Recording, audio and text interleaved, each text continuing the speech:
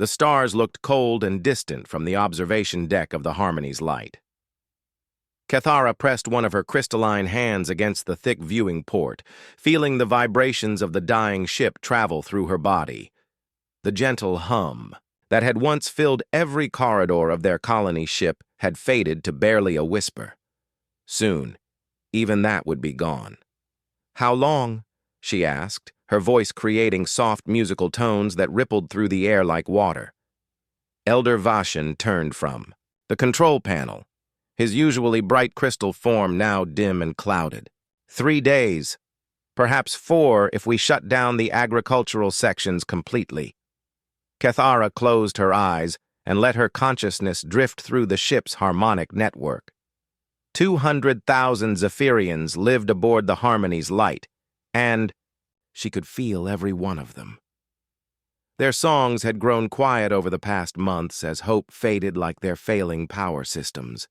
Children who should have been learning the joy songs of their people instead hummed the soft melodies of acceptance. Parents who once filled the corridors with complex harmonies now saved their voices for whispered lullabies. The Harmony's light had been traveling between star systems for almost 2 years when the cascade failure began. It started small, as these things always did. A power coupling in Section 7 failed during a routine maintenance cycle. The backup systems engaged automatically, just as they were designed to do. But the backup systems were old, older than they should have been when the ship launched from the dying world of Zephyr Prime. The Zephyrian homeworld had been beautiful once, a planet of crystal cities that sang in the wind and ocean waves that hummed with the voices of billions. But their sun had begun to expand, slowly but surely cooking their world. The Galactic Hegemony had known about it for decades. They had the technology to help, to relocate the Zephyrian population to safe worlds or even to stabilize the dying star itself. But they had refused. Primitive species must learn to solve their own problems, the Hegemony Council had declared. Interference disrupts the natural order of cosmic development. So the Zephyrians had built their own ships with their own failing technology and launched themselves into space, hoping to find a new home among the stars. The Harmony's light was the largest of their colony ships, carrying nearly half of their surviving population. When they launched, their power systems had been rated for a 20-year journey. They had been confident they would find a suitable world long before then. They had been wrong. The backup systems that engaged after the first failure were already strained from 2 years of constant use. When they began to fail as well, the cascade effect spread through the ship like a virus. Power grid after power grid went dark. Life support systems began shutting down in the outer sections. The recycling plants that cleaned their air and water slowed and then stopped entirely. Cathara had been part of the engineering team that tried desperately to repair the damage. They worked for weeks, cannibalizing parts from non-essential systems, rerouting power through pathways never designed to handle the load. For a brief moment, it seemed like they might succeed. The lights came back on in the residential sections. The air recyclers hummed back to life. Children began singing again in the corridors. Then the main reactor began to fail. The reactor that powered the Harmony's light was a marvel of Zephyrian engineering, a fusion plant that converted hydrogen into helium while somehow also converting the harmonic frequencies of their people into usable energy. It had been their greatest achievement, a perfect marriage of technology and biology that could power their ship indefinitely as long as their people continued to sing. But as despair grew and the songs faded, the reactor began to starve. The less the Zephyrians sang, the less power it produced. The less power it produced, the more desperate their situation became. The more desperate they became, the less they sang. It was a death spiral written in the language of physics and emotion. "The distress beacon is still transmitting," Elder Vashan said, breaking Cathara from her thoughts. "Perhaps someone will hear us." Cathara nodded, though she felt no hope. They had been broadcasting their emergency signal for 6 months now. beaming it toward every known inhabited system within range. The signal carried not just their coordinates and their situation, but also samples of their music, their poetry, their art. It was a desperate attempt to show the galaxy that they were more than just another primitive species facing extinction. The responses they had received were few and predictable. The hegemony worlds sent automated messages acknowledging receipt of their transmission, followed by formal notices that intervention was not authorized under current cosmic protection protocols. Some of the younger species, worlds that had been recently uplifted by the hegemony, sent expressions of sympathy, but explained that they lacked the resources or authority to help. A few of the older races bothered to respond at all. The Valdorians, an ancient species that had achieved transcendence beyond physical form, sent a message expressing appreciation for Zephyrian music and regretting that they no longer involved themselves in material concerns. The Nexari, master, traders who controlled much of the galaxy's commerce, offered to purchase any cultural artifacts the Zephyrians might wish to sell before their extinction. The message that hurt the most came from the Solarians, a species that had once been very much like the Zephyrians themselves. They had faced their own extinction crisis 3,000 years ago and had been saved by hegemony intervention. Their message was brief and cold. The cosmic order must be maintained. Some species are meant to survive. Others are not. We survived because we proved our worth. You have not. Those were the only responses they received from the civilized galaxy. Everyone else simply ignored them. But the beacon continued to broadcast, carrying the death songs of an entire species into the void. Cathara had helped compose the final transmission that went out with each pulse of the beacon. It was a song of gratitude for the brief time they had existed, a celebration of the beauty they had seen and created, and a farewell to the cosmos that had given them life and was now taking it away. "I should check on the children," Cathara said finally. The nursery sections were on the lowest priority power grid, but they were still receiving enough energy to maintain basic life support. The little ones didn't fully understand what was happening, but they could feel the sadness in the songs around them. She made her way through corridors that had once been filled with light and music. The Harmony's light had been designed as much as an art piece as a spaceship. Every wall was carved with intricate patterns that caught and reflected sound, turning the entire vessel into a massive musical instrument. When the ship was running at full power and the population was happy, walking through these corridors was like being inside a living symphony. Now the walls were dark and silent. In the nursery section, she found exactly what she expected. Dozens of young Zephyrians huddled together in small groups, their crystalline bodies dim with fear and confusion. Their caretakers moved among them, trying to keep their spirits up with gentle songs and games, but even the adults were struggling to maintain hope. "Aunt Cathara!" a small voice chimed out as she entered the main nursery chamber. Little Zenali came running over, her young crystal form still bright with the innocence of childhood. "Are we going to see the new world soon?" Cathara knelt down and took the child's hands in her own. Through the contact, she could feel Zenali's excitement and anticipation. The children had been told they were traveling to a beautiful new world where they would build crystal cities even more magnificent than the ones they had left behind. It wasn't exactly a lie, but it wasn't the whole truth either. "Soon, little one," Cathara said softly. "Very soon now." She spent the next few hours with the children, teaching them songs that her own grandmother had taught her back on Zephyr Prime. Simple melodies about crystal gardens and singing fountains, about the joy of discovery and the beauty of harmony. The children learned quickly, as they always did, and soon the nursery was filled with their sweet voices. For a moment, just a moment, the reactor's output increased slightly as their songs fed power back into the system. But it wasn't enough. It would never be enough. As the ship's day cycle wound toward its artificial evening, Cathara made her way to the communications center. The distress beacon was still transmitting. still sending their songs and their pleas into the endless dark. She looked at the display showing their signal's range. It reached out in all directions for nearly 50 light-years, touching dozens of star systems. Someone had to be listening. Somewhere in all that vastness, someone had to care.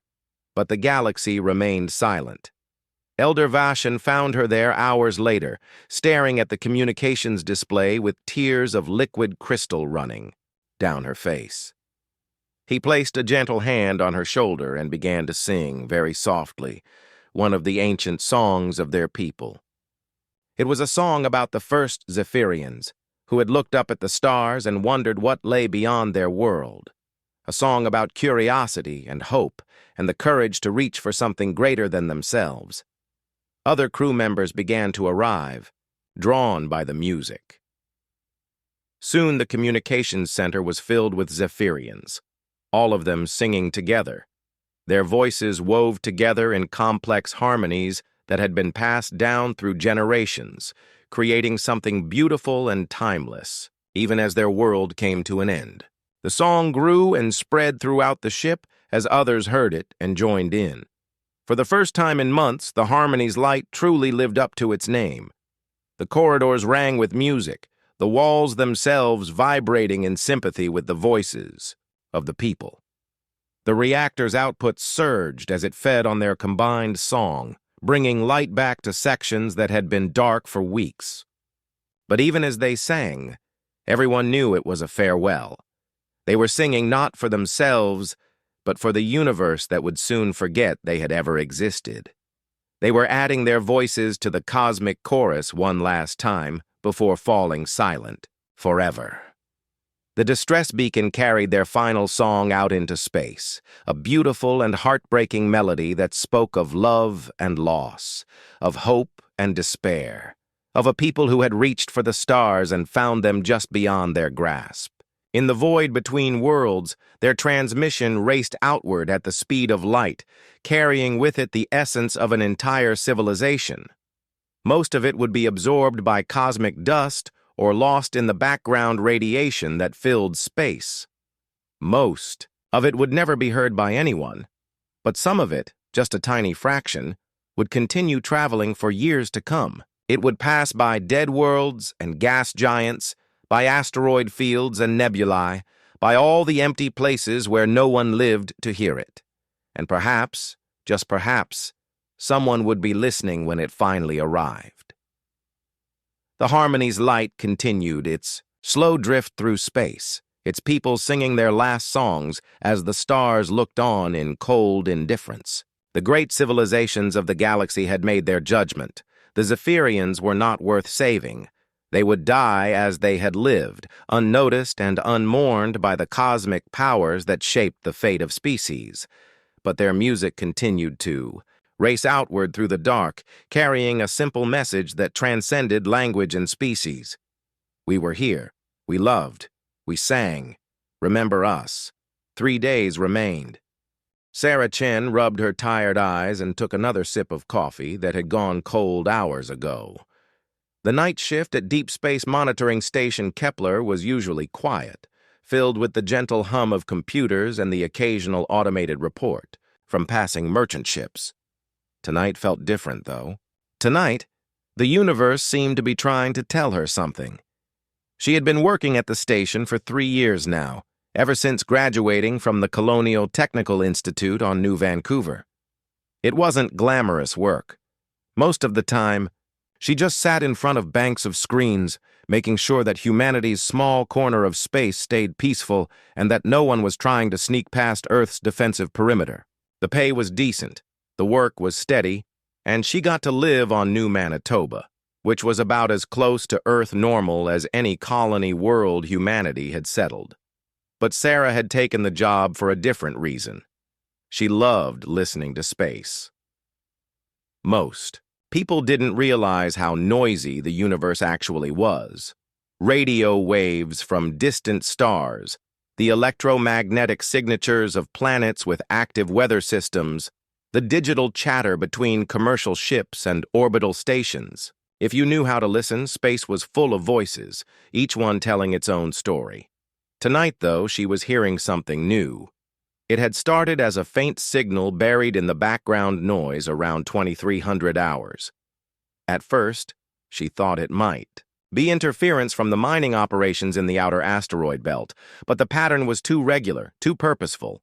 She isolated the signal and ran it through the computer's analysis programs, but they couldn't identify the source or decode the content. What bothered her most was how the signal felt. That was a strange way to think about it, she knew. But Sarah had always been sensitive to the emotional undertones in communications. Happy merchant crews had a different radio signature than worried ones. Military patrols broadcast differently when they were on routine patrol versus when they suspected trouble. This signal felt like crying. She pulled up the frequency analysis again and stared at the patterns scrolling across her screen. The signal was definitely artificial, not some natural phenomenon.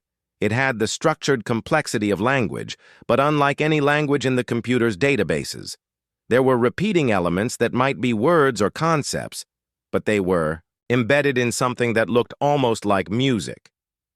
Sarah glanced around the empty monitoring station. Her supervisor, Lieutenant Rodriguez, had gone home hours ago, trusting her to handle the overnight watch by herself. The next shift wouldn't arrive for another 6 hours. She was completely alone with whatever this signal was trying to tell her. She made a decision that would change everything. Instead of filing a standard report and passing the signal up the chain of command, Sarah began to record and analyze everything. She pulled up every database she had access to, cross-referencing the signal patterns against known alien communications protocols. Humanity had encountered exactly 17 other intelligent species since reaching the stars, and they kept detailed records of all their communication methods.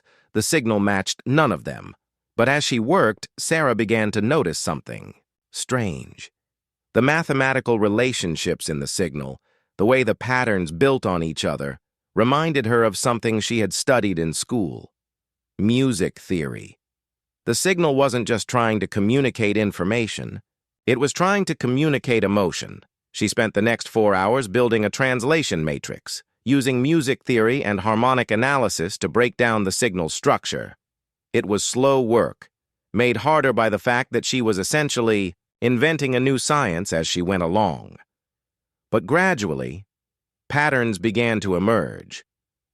The signal was a distress call.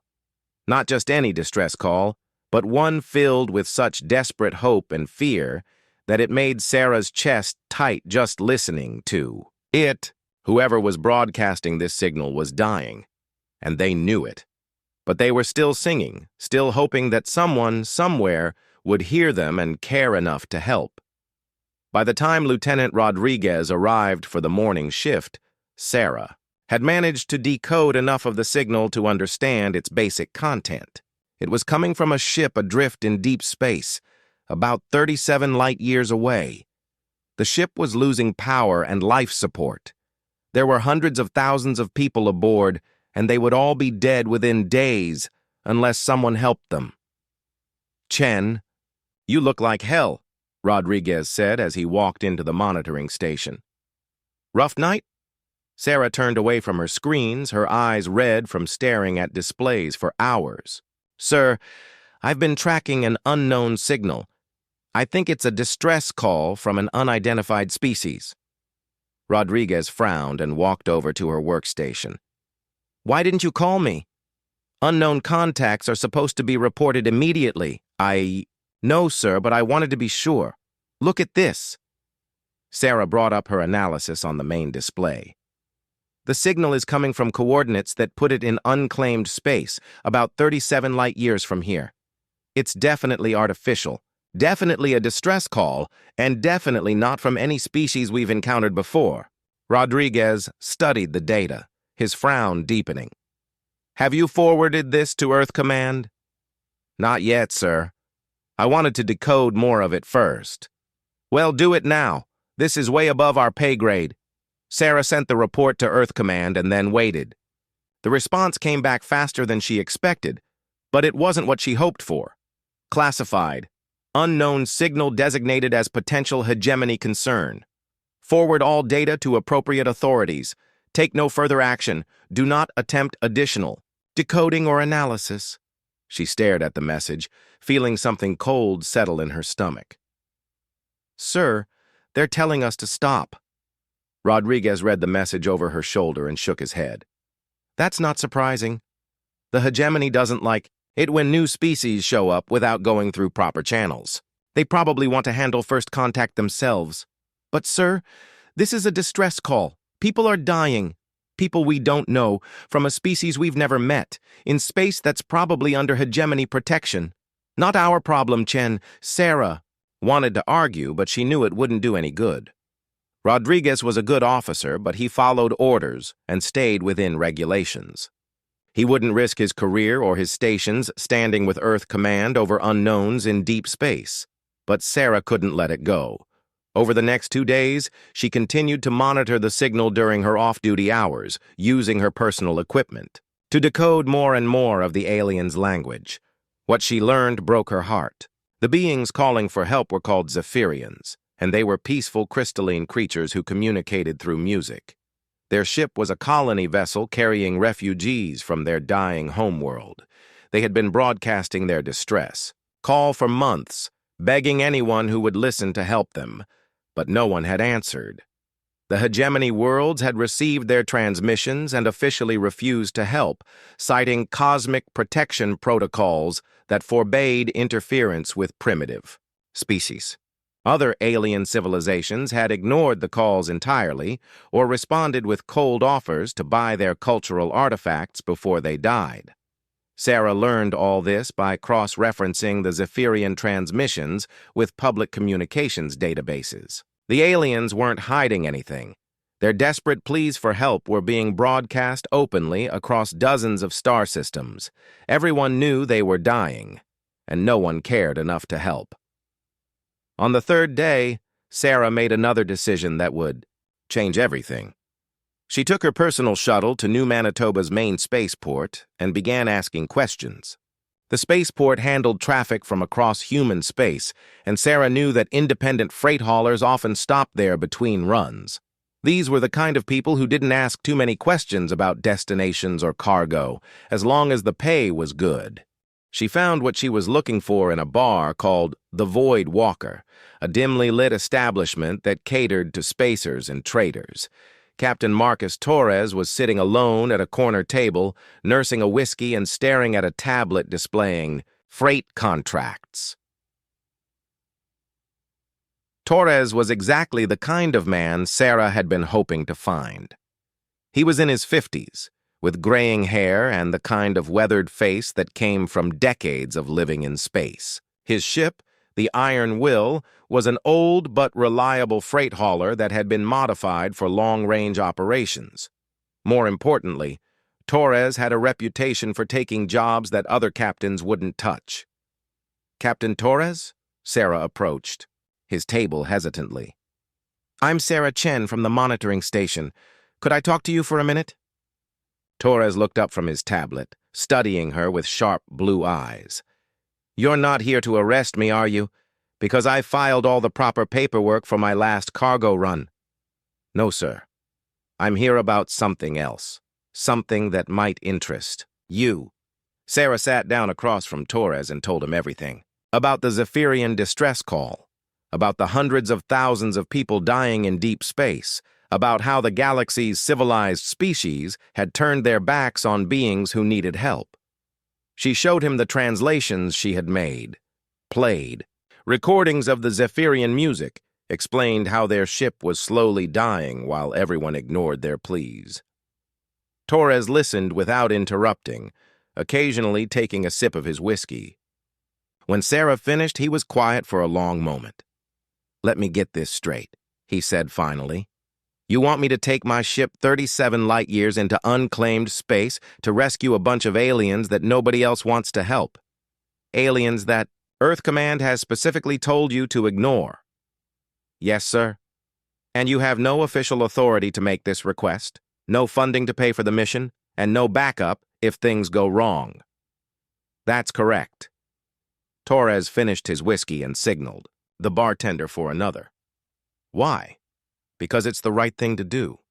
The right thing to do, Torres repeated. You know what happened the last time humanity decided to do the right thing without checking with the hegemony first? They quarantined our entire system for 6 months and threatened to cut off all our trade agreements. Sarah leaned forward, across the table. Captain, I've been listening to these people sing for 3 days. They're not asking for money or technology or territorial concessions. They're just asking someone to care enough to help them live. How can we call ourselves human if we turn our backs on that? Torres stared at her for a long moment, and Sarah could see something working behind his eyes. She had done her research on Marcus Torres. He had been a military transport pilot during humanity's resource wars 20 years ago. He had seen what happened when people stopped caring about each other, when survival became more important than compassion. The Iron Will can carry maybe 2,000 people if we pack them in like cargo, Torres said slowly. You're talking about hundreds of thousands. I know, but we have to start somewhere. Torres was quiet again, turning his glass around in his hands. Finally, he looked up at Sarah with the expression she couldn't quite read. I fought in the Titan Wars, he said. Watched good people die because politicians decided their lives weren't worth the cost of saving them. Swore I'd never let that happen. Again, if I could help it. He drained his glass and stood up. The Iron Will leaves port in 6 hours. If you're serious about this, be there. Sarah felt her heart jump. You'll do it? I'll try. Can't promise we'll succeed, but we'll try. That's more than anyone else is willing to do. As Torres walked away, Sarah realized what she had just committed herself to. She was about to abandon her job, her career, and probably her future to chase across the galaxy after people she had never met. Earth Command would probably court-martial her. The hegemony might declare her a criminal. Her family would think she had lost her mind. But for the first time in days, the weight in her chest began to lift. Somewhere out in the dark, between the stars, people were singing their last songs and hoping someone would hear them. Someone had heard. Someone was coming. The Iron Will dropped out of hyperspace with the violent shudder that old ships made when their drive systems had been pushed too hard for too long. Captain Marcus Torres gripped his command chair as the ship stabilized, watching the displays flicker back to life after the transition. Beside him, Sarah Chen leaned forward over the sensor console, her hands flying across the controls. There, she whispered, pointing at a faint contact on the long-range scanner. That's them. Torres looked at the display and felt his heart sink. The Zephyrian colony ship was barely registering on sensors, its energy signature so weak that it was almost lost in the background radiation of space. No running lights, no communication signals, no signs of active systems. From this distance, it looked like a derelict. Are we too late? Sarah asked, her voice tight with fear. Only one way to find out.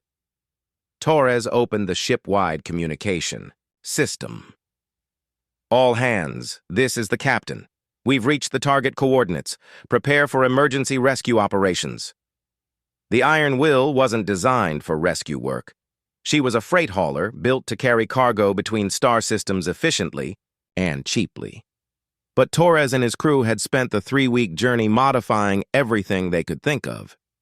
They had torn out bulkheads to create more living space, rigged emergency life support systems, and loaded every available storage compartment with food, water, and medical supplies. It still wouldn't be enough for 200,000 people, but it was all they had. As they approached the Zephyrian ship, more details became visible on the sensors. The Harmony's light was massive, easily 10 times the size of the Iron Will, but its hull was dark and cold, with only a few sections showing any heat signatures at all. Debris floated around it, pieces of hull, plating, and equipment that had been jettisoned to conserve power. Captain, called out Jensen, the ship's communications officer. I'm picking up a faint signal from the colony ship. It's very weak, but it's definitely their distress beacon. Can you establish contact? Working on it. Jensen's fingers danced across his controls. The signal is incredibly complex. It's not just audio or visual, it's some kind of harmonic communication system. I'm trying to match our transmitters to their frequency patterns. Sarah moved over to help Jensen, pulling up her translation matrix on a portable display. Try this, she said, uploading her decoding algorithms to the communication system. It's not perfect, but it should let us send basic messages. For several minutes, they worked together to establish communication with the dying ship. Finally, Jensen looked up with excitement. Contact established. Transmitting standard rescue protocols now. The response came back almost immediately, a complex musical pattern that made the Iron Will's speakers vibrate with harmonics they weren't designed to reproduce. Sarah listened intently, her translation program working to decode the message. "They're alive," she said, tears running down her face.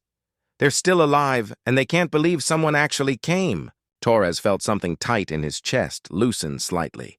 Ask them about their situation. How many people, what kind of life support do they have left? What do they need most urgently? The conversation that followed was slow and difficult, with each message taking several minutes to translate and transmit. But gradually, a picture emerged of the Zephyrians' desperate situation. They had fewer than 18 hours of life support remaining, concentrated in just 3 sections of their massive ship. Most of their population was already in hibernation to conserve oxygen, but even that wouldn't last much longer. "Captain," Sarah said after translating the latest message, "they want to know why we came. They say no one else would help them." Torres thought about that for a moment. "Tell them we came because it was the right thing to do. Tell them that's what humans do." As the message was transmitted, Torres turned to his crew. "All right, people. Here's the situation. We've got less than 18 hours to evacuate as many people as possible from a dying ship. Jensen, I want constant communication with their engineering teams. Find out what systems we can jury-rig to give them more time. Rodriguez, get our docking systems ready. We're going to have to improvise connections with technology we've never seen before." Chief Engineer Lisa Park spoke up from her station. "Captain, I've been analyzing their ship's power grid. Their main reactor is failing, but I think we might be able to provide emergency power through our docking umbilicals. It won't be much, but it might buy us some time." "Do it," Torres ordered. "Whatever it takes." The next few hours were a frantic dance of engineering and desperation. The Iron Will docked with the Harmony's light using magnetic clamps and flexible connectors, creating a fragile bridge between human and alien technology. Park and her team worked with Zephyrian engineers, communicating through Sarah's translation system and a lot of pointing and gesturing to jury-rig power connections and life support links. When Torres first stepped aboard the Zephyrian ship, he was amazed by what he saw. The corridors were works of art, carved with intricate patterns that seemed to flow and dance in the emergency lighting. Even in crisis, even facing extinction, these people had surrounded themselves with beauty. But what struck him most was the silence. The ship felt empty, like a concert hall after the last note had faded away. Sarah guided him through the corridors to where the Zephyrian leadership had gathered. Elder Vashan was waiting for them, his crystalline form dim with exhaustion, but somehow still dignified. Through Sarah's translation, he welcomed the humans to his dying ship and expressed gratitude that Torres had difficulty comprehending. "He says they had given up hope," Sarah translated. "He says the fact that we came, that we cared enough to try means more to them than whether we succeed." Torres found himself at a loss for words. He was used to dealing with practical problems, mechanical failures, and navigation hazards and cargo manifests. He didn't know how to respond to the kind of desperate gratitude he saw in the alien's crystalline eyes. "Tell him we're going to get as many of his people out as we can," Torres said finally. "Tell him we don't give up on people." The evacuation began immediately. The Zephyrians had already identified the most vulnerable individuals, the young and the elderly and the sick. They were brought to the docking area first, carried gently by their families, and loaded aboard the Iron Will with a care that spoke of infinite love. Torres had expected the refugees to be panicked or frightened, but instead he found them to be remarkably calm. Even the children, their small, crystalline bodies glowing faintly in the dim light, seemed to understand the gravity of the situation without being overwhelmed by it. They sang softly as they were evacuated, simple melodies that somehow made the cramped cargo holds feel less like prison cells and more like sanctuaries. But as the hours passed, it became clear that the Iron Will could only save a fraction of the Zephyrian population. They managed to pack nearly 3,000 people aboard the freight hauler, far more than the ship was designed to carry, but there were still almost 200,000 people left behind on the dying colony ship. "Captain," Sarah said as they worked through the night, "we need more ships." "I know," Torres replied grimly. "But who's going to come? Earth Command has already made it clear they don't want us here. The hegemony sure as hell isn't going to help." That's when Sarah did something that surprised even her. She walked over to the communication console and began broadcasting an open emergency signal across all human frequencies. "This is Sarah Chen, aboard the independent vessel Iron Will," she transmitted. "We are conducting emergency rescue operations of friendly alien refugees in unclaimed space. We have nearly 200,000 people who will die within hours if we don't get help. Any vessel capable of carrying passengers, please respond immediately. Coordinates and situation details are attached to this transmission." Torres stared at her. "Chen, what the hell are you doing? Earth Command is going to have our heads for this." "Maybe," Sarah said, "but maybe someone will hear us and decide to help." At first, nothing happened. The emergency channels remained silent, and Torres began to think that Sarah's desperate broadcast would go unanswered like the Zephyrian distress calls had for so many months. Then Jensen shouted from his station, "Contact! I'm reading hyperspace signatures! Multiple ships incoming!" On the sensor display, dots of light began to appear as ships dropped out of hyperspace near the Harmony's light. First one, then 3, then a dozen. Merchant vessels, mining ships, even a few private yachts. All of them responding to Sarah's call for help. The communication channels exploded with voices as human captains called in to offer assistance. Torres listened in amazement as freight haulers reported emptying their cargo bays to make room for refugees, as passenger liners offered to take on as many people as their life support systems could handle, as mining ships jury-rigged sleeping compartments in their ore holds. "This is Captain Maria Santos of the merchant vessel New Horizon," came one voice over the radio. "We can take about 1,500 people if we pack them tight. Where do you want us to dock?" "This is the mining ship Asteroid Dancer," called another captain. "We're not pretty, but we've got space for maybe 800 people and enough supplies to keep them fed for weeks." Within hours, 17 human ships had arrived at the coordinates Sarah had broadcast. None of them had been ordered to come by Earth Command or any other authority. They had come because individual captains and crews had heard the call for help and decided that saving lives was more important than following regulations. Torres found himself coordinating a rescue operation unlike anything in human history. Ships docked with the Harmony's light using improvised connections and desperate engineering.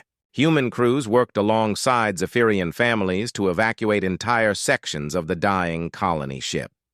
The operation was chaotic and dangerous and completely unprecedented, and it was beautiful. Torres watched a grizzled asteroid miner gently carry a Zephyrian child to safety, singing a lullaby in a language he didn't understand, but somehow knew.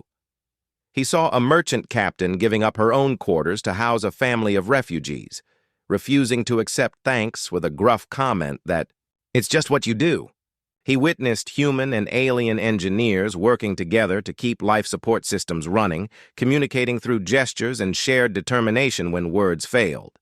By the time hegemony patrol ships arrived to restore order, the rescue was nearly complete. 200,000 Zephyrian refugees were spread across 17 human vessels, alive and safe for the first time in months. The Harmony's light was empty except for a skeleton crew of volunteers who had stayed behind to ensure the evacuation was successful. The lead hegemony vessel, a sleek destroyer called the Cosmic Order, opened communication channels as soon as it arrived. "This is Admiral Kethvar of the Galactic Hegemony Fleet," came the transmission, translated by the ship's computer into cold, mechanical tones. "You are in violation of cosmic protection protocols and emergency intervention statutes. Cease all activities and prepare to be boarded." Torres looked at Sarah, then at his crew, then at the dozens of human captains whose faces filled the communication screens around his bridge.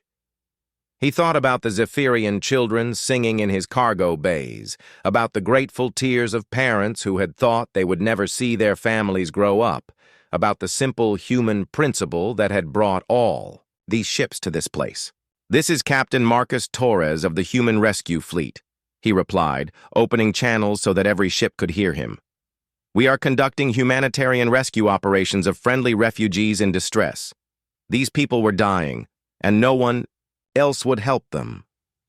The Zephyrians are a primitive species under cosmic protection," Admiral Kethvar responded. "Interference with their natural development is forbidden. You will release them immediately and return to your designated space." Torres felt anger rise in his chest, but he kept his voice steady. "Admiral, with all due respect, these people aren't specimens in a laboratory. They're living beings who needed help. We gave it to them because that's what humans do. Your actions have disrupted the cosmic order and violated established galactic law.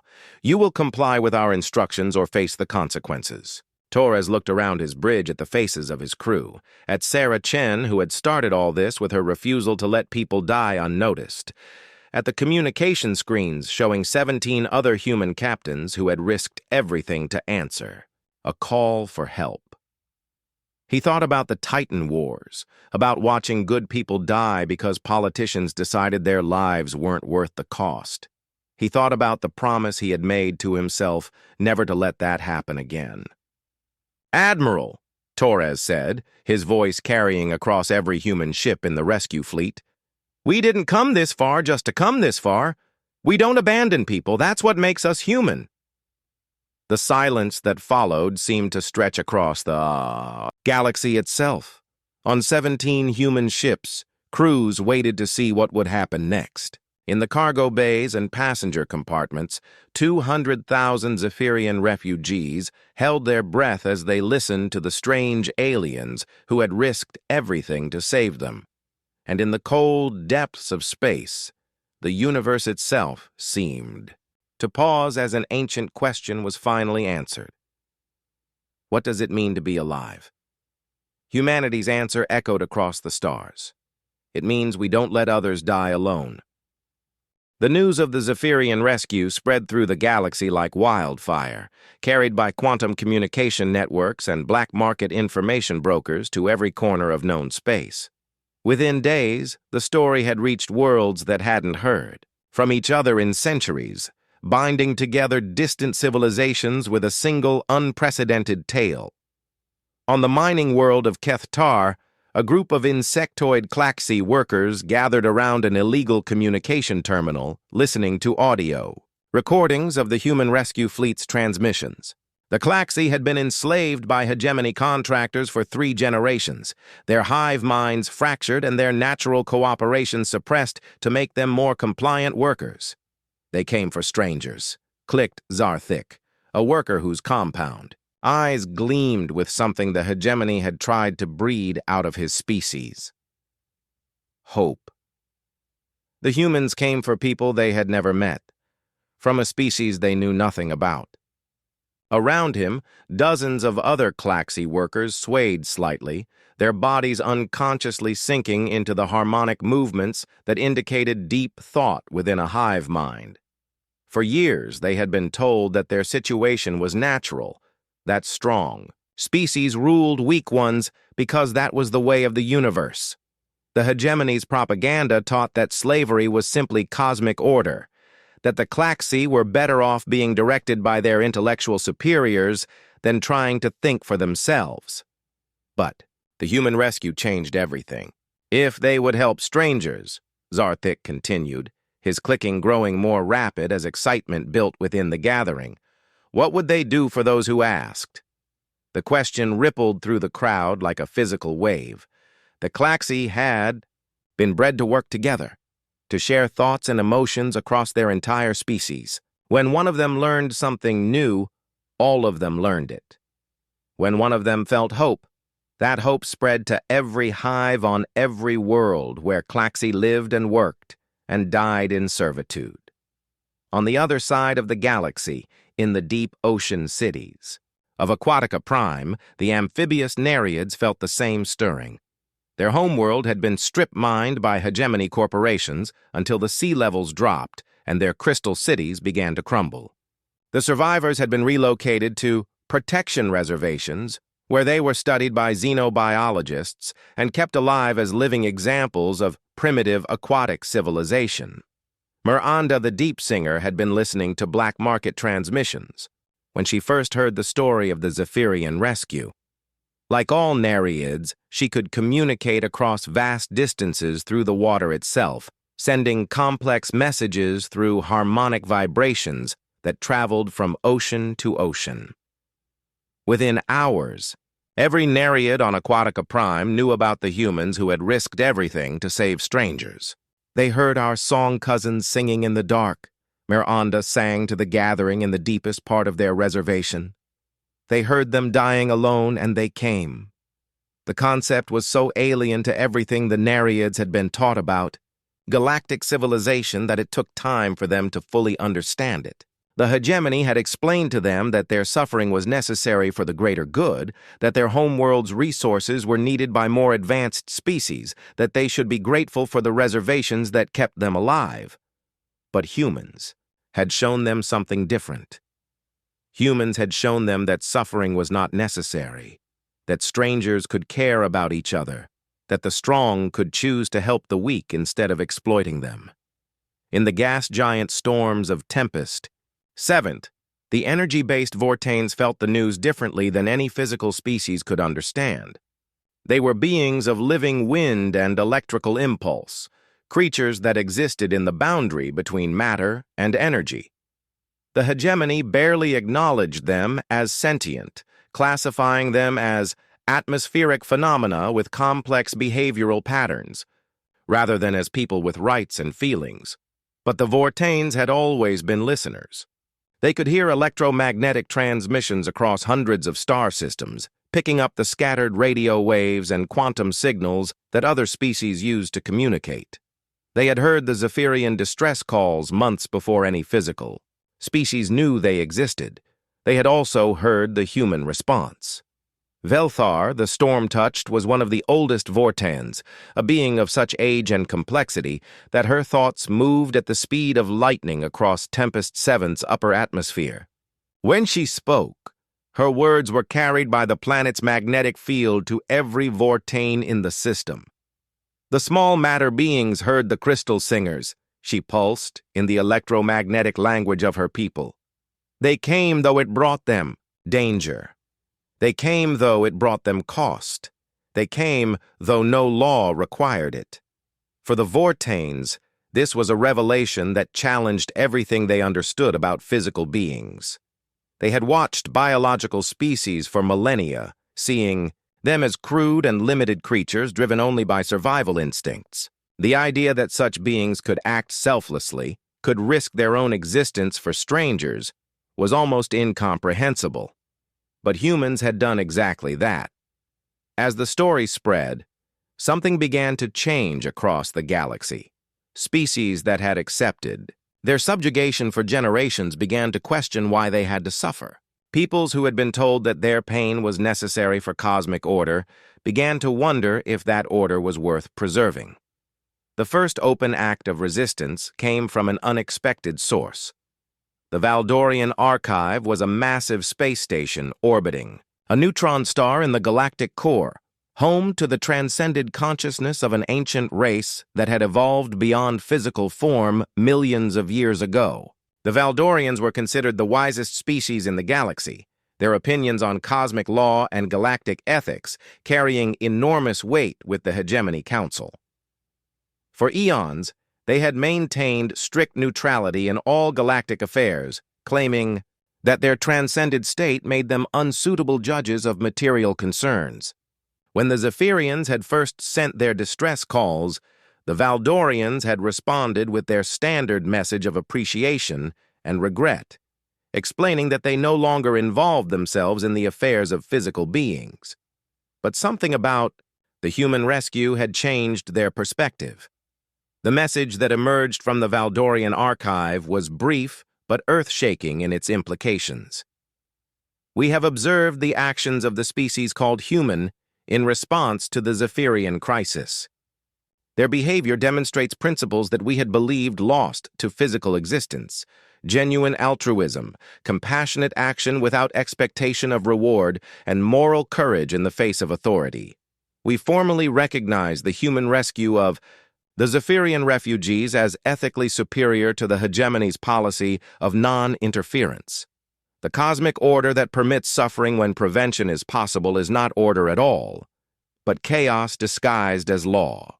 The message was transmitted across every communication network in the galaxy, reaching every world and every species that had access to quantum communications. Coming from the Valdorians, it carried the weight of absolute moral authority.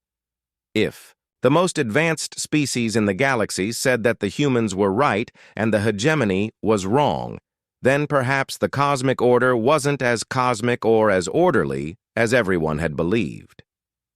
The hegemony's response was swift and predictable. Emergency sessions were called. Military fleets were mobilized.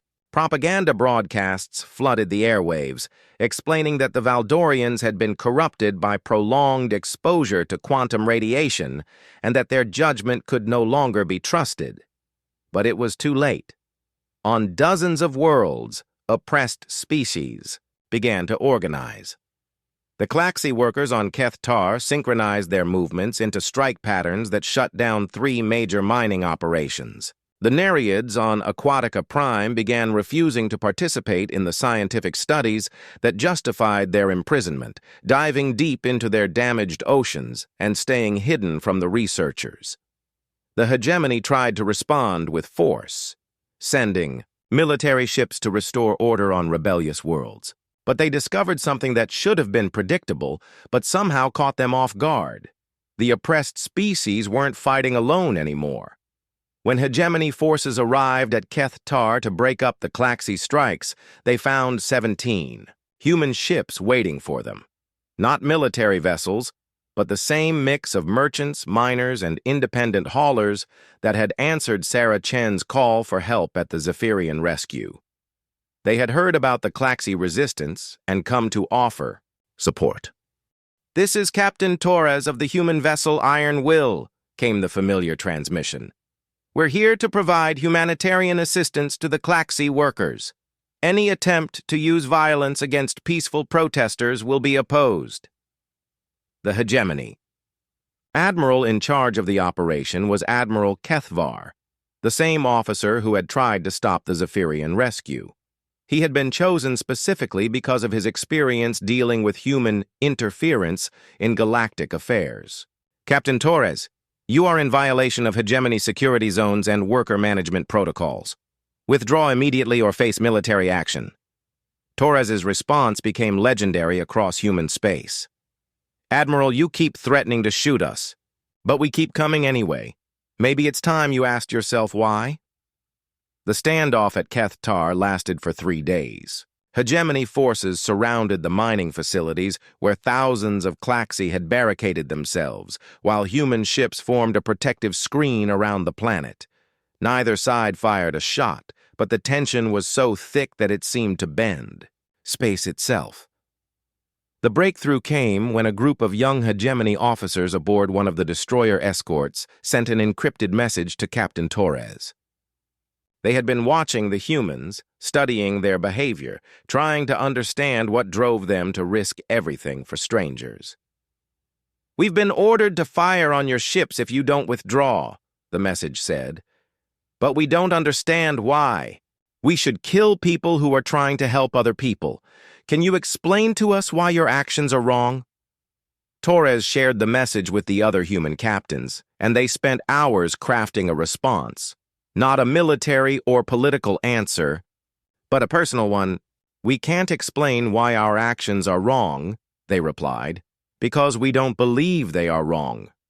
We believe that intelligent beings have a right to live free from oppression, regardless of their species or their level of technology. We believe that the strong should protect the weak, not exploit them. We believe that when someone cries for help, you help them if you can. These aren't human ideas. They're the ideas that any decent person should hold." The message was intercepted and decoded by hegemony intelligence, just as the humans had intended. Within hours, it was being broadcast on underground networks across dozens of worlds. The simple, direct language cut through centuries of complex political theory and cosmic law to ask a fundamental question: what kind of person do you want to be? The first defections began that night. A hegemony patrol ship assigned to blockade, Aquatica Prime suddenly changed course and began ferrying Nereid refugees to safety. A squadron of fighters ordered to suppress protests on a Vortane gas giant instead began broadcasting the protesters' demands to neighboring systems. Most importantly, ordinary citizens of hegemony worlds began to question why their governments were so determined to prevent people from helping each other. Public opinion, which had been carefully managed for millennia, began to shift in ways that no propaganda campaign could control. The Hegemony Council met in emergency session, trying to decide how to respond to a crisis unlike any they had faced before. For the first time in galactic history, their authority was being challenged not by rival military powers or political movements, but by an idea. The idea that compassion was more important than order, that helping others was worth any cost. Some council members called for massive military intervention, for the complete destruction of human civilization as an example to other species. Others argued for negotiation, for finding some way to accommodate human peculiarities within the existing cosmic order. But as they debated, more and more species joined the growing rebellion. The energy beings of the Crab Nebula began disrupting hegemony communications. The silicon-based crystalline entities of the Outer Rim started refusing to process materials for hegemony industries. Even some of the uplifted species that owed their civilization to hegemony intervention began questioning whether the price they had paid was worth it. The galaxy was changing, and the change had started with a simple human principle. When someone needs help, you help them. The hegemony's 1,000-year rule was beginning to crack, and the cracks were spreading faster than they could be contained. What had begun as one small rescue mission was becoming a revolution that would reshape the very foundations of galactic civilization. And it all started because a young human woman named Sarah Chen had refused to let people die alone in the dark. The final confrontation came not with the thunder of weapons or the flash of explosions, but with a choice that would echo through the galaxy for generations to come. Captain Marcus Torres stood on the bridge of the Iron Will, looking out at a sight that no human had ever seen before. Spread across the void in front of him were nearly 300 ships from dozens of different species, all of them facing down the largest military fleet in galactic history. The hegemony had gathered vessels from every corner of their territory, creating an armada that could have conquered entire star systems. But Torres wasn't looking at the hegemony fleet. He was looking at the ships that had come to join the growing rebellion against cosmic order. There were the 17 human vessels that had answered Sarah Chen's original call, now battle-scarred from months of rescue operations across the galaxy. Beside them floated Klaxi hive ships, their hulls gleaming with the unique metallic sheen that only insectoid engineering could achieve. Nereid vessels moved like living things through space, their biomechanical hulls pulsing with bioluminescent patterns that spelled out songs of freedom in languages older than recorded history. Most amazing of all were the Vorten ships, if they could even be called ships. The energy beings had constructed vessels of pure force and magnetism, craft that looked like captured storms given form and purpose. They danced through space like living lightning, beautiful and terrible and utterly alien. "Captain," Sarah Chen said from her position at the communications console, "I'm receiving transmissions from the Hegemony flagship. Admiral Kethvar wants to negotiate." Torres almost smiled at that. 6 months ago, the Hegemony had considered humans too primitive to be worth talking to. Now they wanted to negotiate. The galaxy had certainly changed. "Put him through," Torres ordered. The main screen flickered to life, showing the bridge of the Hegemony command ship Eternal Order. Admiral Kethvar looked older than he had during their first confrontation at the Zephyrian rescue, his features drawn with exhaustion and something that might have been doubt. "Captain Torres," the Admiral said, his translator rendering his words in the same cold mechanical tones as always. "I have been authorized by the Hegemony Council to offer terms for the peaceful resolution of this crisis." "I'm listening," Torres replied. "The Hegemony is prepared to grant limited autonomy to the species that have joined your rebellion. They will be relocated to designated worlds where they can govern themselves according to their own customs, provided they do not interfere with cosmic order or attempt to spread their ideology to other species." Torres looked around his bridge at the faces of his crew, at Sarah Chen, who had started all this with her refusal to ignore a cry for help, at the communication screens showing the captains of dozens of ships who had risked everything for the revolutionary idea that compassion mattered more than law. "And what about humanity?" Torres asked. "Humanity will be quarantined to your current territory and prohibited from further expansion. Your species has proven itself to be a destabilizing influence on galactic civilization. You will be contained, but allowed to exist." Torres felt anger rise in his chest, but he kept his voice level. "So your offer is that we can have freedom, as long as we stay in cages, and we can help people as long as we don't help anyone you don't want us to help. The cosmic order must be maintained, Captain. Some species are meant to rule. Others are meant to be ruled. This is the natural way of things." "Natural according to who?" Torres shot back. "According to the species that happened to get into power first? According to the beings who decided that their way of doing things was the only right way?" "Admiral," Kethvar's expression hardened. "Captain, you are facing the combined might of 1,000 worlds. Your little rebellion includes perhaps 50 species, most of them primitive and poorly equipped.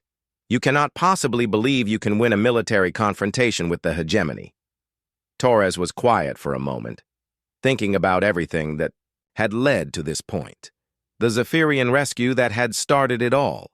The species that had joined their cause not because they expected to win, but because they believed their cause was right. The young Hegemony officers who had defected rather than fire on people who were trying to help others. "Admiral," Torres said finally, "you're right. We can't win a military confrontation with you.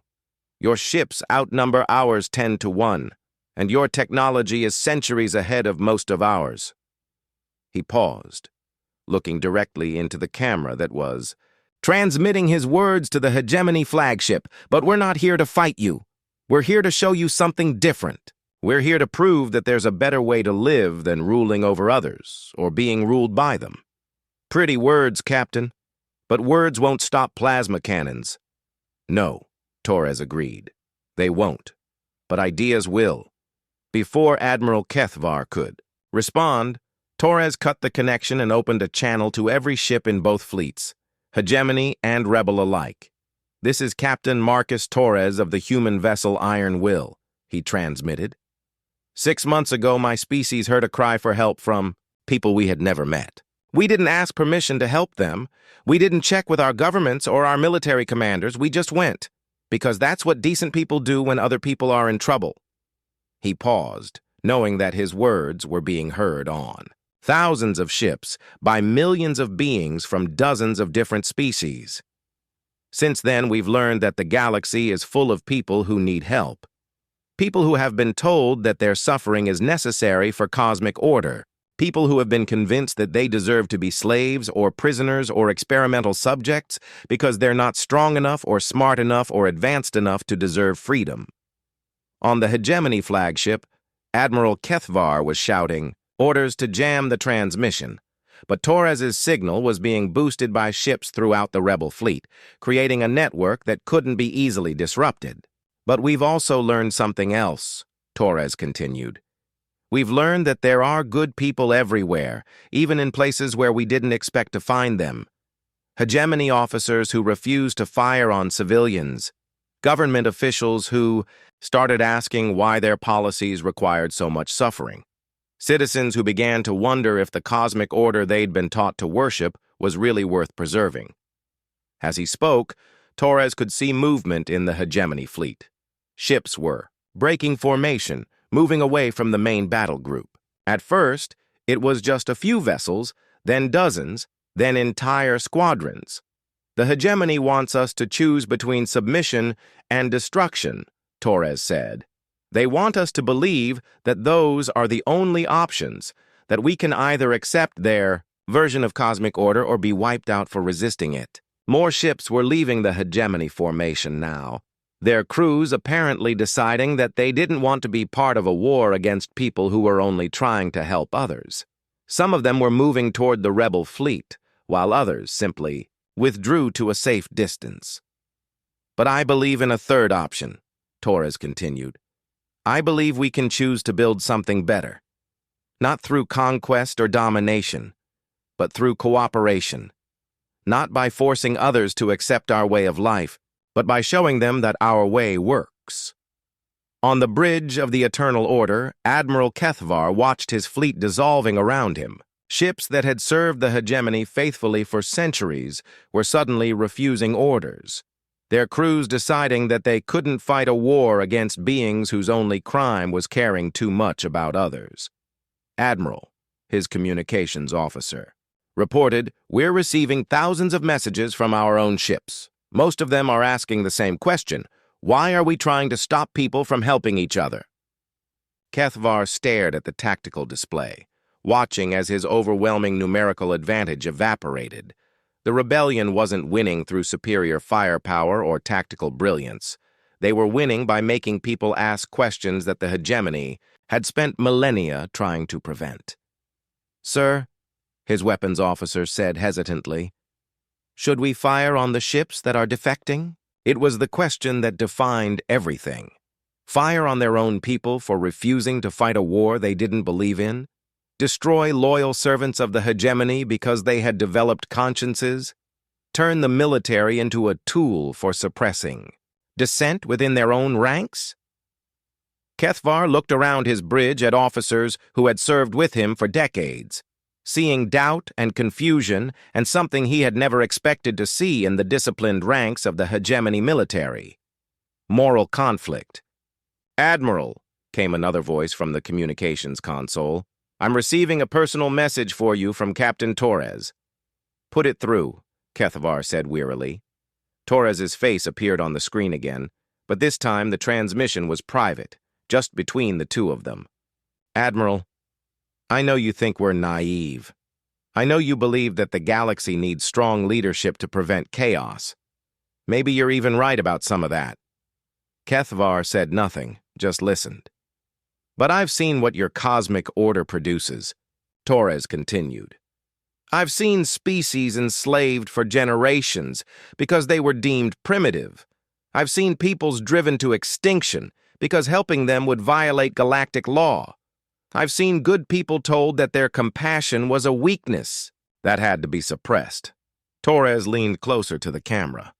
"I don't know if our way is perfect, Admiral, but I know it's better than watching people die when we have the power to save them. I know it's better than telling ourselves that suffering is necessary when we could choose to prevent it. The connection, closed, leaving Kethvar alone with his thoughts and a fleet that was falling apart around him. Half his ships had withdrawn from the battle area, their crews unwilling to fight against people who had never tried to hurt anyone. The other half were sending increasingly desperate requests for orders that he didn't know how to give. How do you fight an enemy whose only weapon is the hope that people can be better than they are? The answer came from an unexpected source. Elder Vashan of the Zephyrians, the being whose people had started this entire crisis with their desperate cry for help, sent a message to every ship in both fleets. To all beings who hear this transmission, the message began, translated into dozens of languages by relay stations throughout the rebel fleet. 6 months ago, my people were dying alone in the darkness between stars. We had given up hope that anyone in the galaxy cared enough to help us. The message was simple, unadorned by political rhetoric or military strategy. Then humans came, not because they were ordered to, not because they expected rewards. They came because they heard us singing our death songs and decided that no one should have to die alone. Admiral Kethvar closed his eyes, remembering the reports he had filed about the Zephyrian situation months ago. Primitive species under cosmic protection. Intervention not authorized. Natural development must be allowed to proceed without interference.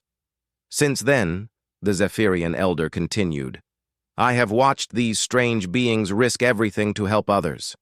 I have seen them face military fleets to protect workers seeking fair treatment. I have watched them defy their own governments to rescue refugees from worlds their own species has never heard of. The message reached every corner of both fleets, carried by transmitters that couldn't be jammed without destroying the communication systems that the fleets themselves depended on. They have taught us something that we had forgotten in our despair, Vashan's message concluded. They have shown us that the universe is not cold and empty and indifferent. It is full of people who care, who will come when you call for help, who believe that every life has value regardless of species or planet of origin. There was a long pause, and when the elder spoke again, his words carried the weight of absolute conviction. This is what they call being human, but it is not limited to their species. It is a choice that any being can make, a decision to care about others, even when caring is difficult or dangerous or inconvenient. Admiral Kethvar opened his eyes and looked around his bridge. His officers were staring at their displays, at readings that showed more and more ships withdrawing from the confrontation. The great military force that was supposed to crush the rebellion was dissolving not through battle, but through individual choices made by thousands of people who had decided they didn't want to fight against compassion. Sir, his tactical officer said quietly, what are your orders? Kethvar thought about 1,000 years of hegemony rule, about cosmic order and galactic stability and the natural hierarchy that placed some species above others. He thought about the reports he had written and the policies he had enforced, and the beings who had died because helping them would have violated established procedures. Then he thought about the humans who had risked everything to save strangers, about the species who had joined their rebellion not because they expected to win, but because they believed their cause was right, about the young officers in his own fleet who had started asking why preventing suffering was against the law. Stand. Down weapons, he ordered. All ships, withdraw to minimum safe distance. Sir? His weapons officer asked, confusion clear in his voice. You heard me. Stand down weapons and withdraw. Kethvar looked out at the rebel fleet, at the impossible coalition of species that had somehow found common ground in the simple belief that people should help each other. Signal the rebel fleet. Tell them we're going home. The order rippled through what remained of the hegemony fleet, met with relief from crews who had never wanted to fight this battle in the first place. Ships that had been prepared to destroy each other instead began the long journey back to their home ports, carrying with them news that would reshape galactic civilization. The hegemony had not been defeated by superior firepower or brilliant strategy. They had been overcome by the radical idea that compassion was stronger than law, that helping others was worth any cost, that no one should have to die alone in the dark. As the last hegemony ship disappeared into hyperspace, Captain Torres stood on his bridge and looked out at the fleet that remained. Ships from dozens of species, united not by conquest or threat, but by the simple recognition that they all wanted to live in a galaxy where people cared about each other. "Captain," Sarah Chen said from her communication station, "I'm receiving messages from across the galaxy. Oppressed species are declaring independence. Hegemony worlds are demanding government reform. Some entire systems are asking to join our alliance." Torres nodded, feeling the weight of responsibility settling on his shoulders. They had won, but winning was just the beginning. Now they had to prove that their way actually worked, that a civilization built on mutual aid and voluntary cooperation could survive and thrive in a universe that had always been ruled by force. "What do we call ourselves?" someone asked from across the bridge. "We can't keep being called a rebellion if we're building something new." Torres thought about that for a moment, then smiled. "We call ourselves what we've always been. People who believe that when someone needs help, you help them. People who think that no one should have to face the dark alone." He opened a channel to the entire fleet, to ships scattered across dozens of star systems, to the millions of beings who had chosen compassion over comfort and hope over fear. "This is the beginning," he transmitted. "Not the end of an old way of doing things, but the start of something new. A galaxy where strength is measured not by the ability to dominate others, but by the willingness to lift them up.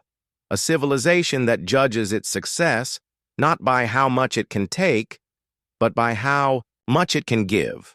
The response came from hundreds of ships, thousands of voices speaking in dozens of languages, all of them saying the same thing in their own way. "Yes, this is what we want. This is who we choose to be." And in the depths of space, carried on radio, waves, and quantum transmissions, the echo of humanity's answer continued to spread. It reached worlds they had never heard of and species they had never met, carrying with it a simple message that transcended language and culture and biology. When someone cries for help, you answer. When someone is lost in the dark, you bring them light. When someone is dying alone, you make sure they know they are not forgotten. This is what it means to be human. This is what it means to be alive.